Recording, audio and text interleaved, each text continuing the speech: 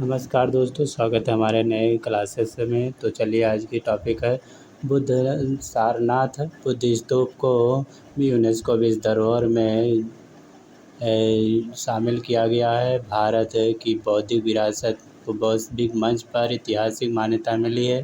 तो ये चर्चा में क्या है, तो हाल ही में यूनेस्को विश्व धरोहर समिति ने भारत के ऐतिहासिक और सांस्कृतिक केंद्र में सारनाथ उत्तर प्रदेश को आधिकारिक रूप से विश्व धरोहर स्थल की सूची में शामिल करने की घोषणा की है।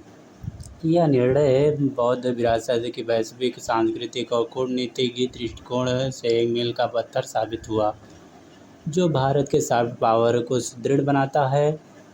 इसके बैकग्राउंड क्या है, ये सारनाथ का ऐतिहासिक सफ़र जो 6वीं शताब्दी ईसा पूर्व भगवान बुद्ध ने ज्ञान प्राप्ति के पश्चात सारनाथ की ऋषि पत्तनम या अब में अपना प्रथम उपदेश दिया था। मौर्य काल के समय सम्राट अशोक ने यहाँ प्रसिद्ध धार्मिक स्तूप और अशोक स्तंभ का निर्माण करवाया था। भारत की राष्ट्रीय प्रतीक इसी अशोक स्तंभ शीर्ष से लिया गया है। गुप्त ने गुप्त काल के दौरान चौखंडी स्तूप का निर्माण करवाया तथा सारनाथ मूर्तिकला की एक प्रमुख शैली के रूप में उभरा है। धार्मिक स्तूप बेलनाकार आकृति जिस पर गुप्तकालीन बारीक नक्काशी एवं ज्यामितीय पैटर्न बने हुए हैं। धर्मचक्र प्रवर्तन सारनाथ की मूर्तिकला की विशेषता प्रभामंडल तथा अत्यंत सौम्य आध्यात्मिक अभिव्यक्ति है। मूल कुटीर विहार व सारनाथ स्थान भगवान बुद्ध के वर्षावास के दौरान निवास करते थे। सारनाथ संग्रहालय भारत का सबसे पुराना साइट म्यूजियम है, जो 1910 में स्थापित गया था, जहां प्रसिद्ध शीर्ष सुरक्षित हैं। कोड विश्लेषण के एनालिसिस यह स्थान वाराणसी उत्तर प्रदेश से 10 किलोमीटर के उत्तर पूर्व में स्थित है। धरोहर घटक धार्मिक स्तूप, चौखंडी स्तूप, मूल खंड कुटीर विहार, अशोक स्तंभ के अवशेष सारनाथ के पुरातात्विक संग्रहालय में स्थित किया गया है।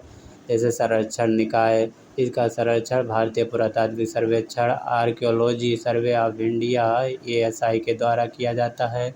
जैसे यूनेस्को का मापदंड क्या है, सांस्कृतिक मापदंड फोर्थ तथा 6 के तहत मान्यता प्राप्त की गई है। बौद्ध सर्किट जैसे लुम्बिनी, बोध गया, सारनाथ और कुशीनगर को जोड़ने वाली केंद्रीय सरकार के स्वदेशी दर्शन योजना को अभूतपूर्व गति मिलेगी। सॉफ्ट पावर क्या है, जैसे दक्षिण पूर्व एशिया देशों में थाईलैंड, वियतनाम, जापान, श्रीलंका, दक्षिण कोरिया के साथ भारत को कूटनीतिक और सांस्कृतिक संबंधों को सुदृढ़ता मिलेगी। स्थानीय अर्थव्यवस्था वाराणसी के आसपास के क्षेत्रों में हॉस्पिटैलिटी गाइड एवं हस्तशिल्प उद्योग को बढ़ावा मिलेगा।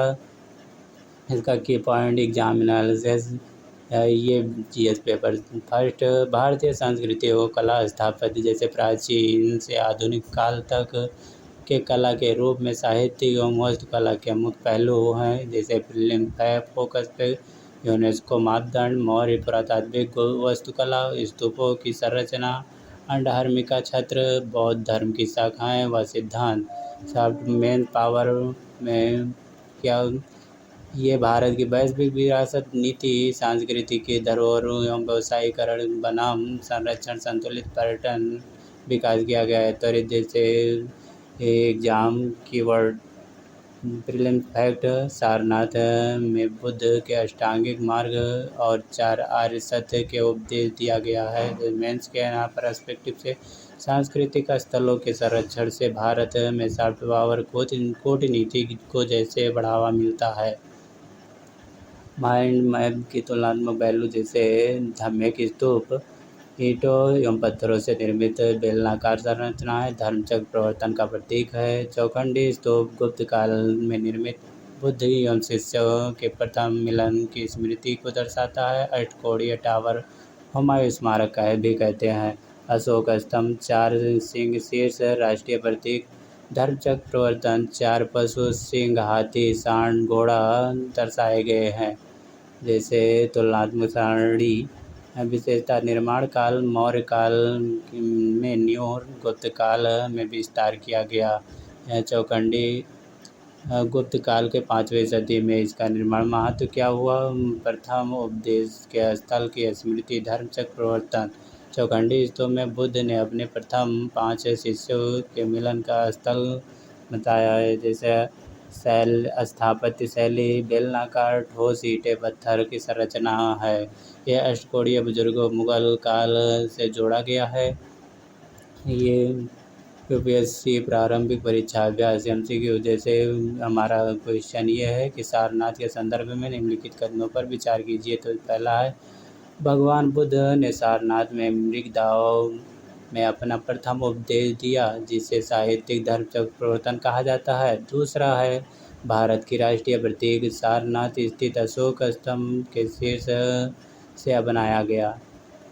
तीसरा, चौखंडी स्तूप का निर्माण पूर्णतः कुषाण काल में हुआ। तो उपरोक्त में से कितने सही है? केवल 1 और 2, B 2 और 3, C 1 और 3, तो D 1 2 3। तो इसमें राइट ऑप्शन ये हो जाएगा।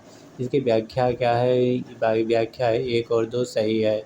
असत्य, चौखंडी स्तूप मूलतः गुप्त काल के 4वीं और 6वीं शताब्दी की संरचना है। बाद में मुगल सम्राट हुमायूं के आगमन की स्मृति के बाद ऊपर से अष्टकोणीय टावर बनाया गया।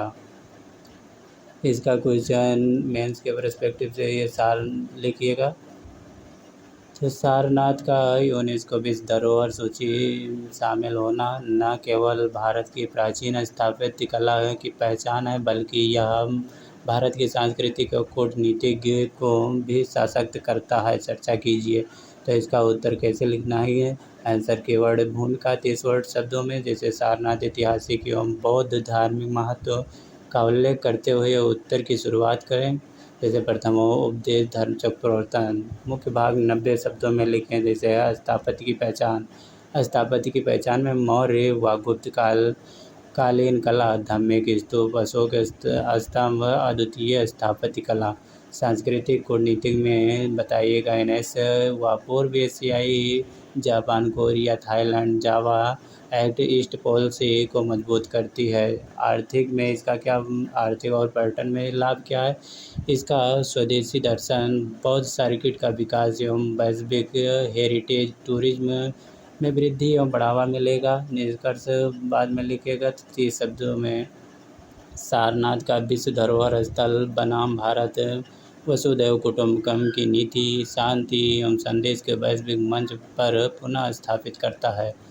तो 1 मिनट क्विज। जैसे न्यूज इन फ्लैश, सारनाथ को यूनेस्को की विश्व धरोहर सूची में शामिल करने का स्थान मिला है। ऐतिहासिक, बुद्ध का प्रथम उपदेश धर्मचक्र प्रवर्तन, ऋषिपत्तनम मृगदाव, प्रमुख स्थापत्य धम्मिक स्तूप, चौखंडी स्तूप, मूल कुटीर विहार और अशोक स्तंभ। राष्ट्रीय प्रतीक, भारत के राष्ट्रीय प्रतीक सारनाथ अशोक स्तंभ का सिंह शीर्ष है। वैश्विक प्रभाव इस पर क्या होता है? वैश्विक बौद्ध की सर्किट और सांस्कृतिक कूटनीतिज्ञों की नई ऊर्जा को दिशा मिलती है। मेमोरी ट्रैक, जैसे इसमें बताएं धर्मचक्र प्रवर्तन, पार्थाव्य एपोलोड अष्टमार्ग। जैसे प्रीलिम्स 2014 से 19, बुद्ध चक्र प्रवर्तन, मुद्रा, मौर्य गुप्त कला एवं स्तूप स्थापत्य की विशेषताओं पर प्रत्यक्ष प्रश्न पूछे जा चुके हैं। तो ये सेशन यहीं तक। मिलते हैं अगली वीडियो में नए टॉपिक के साथ। Thank you.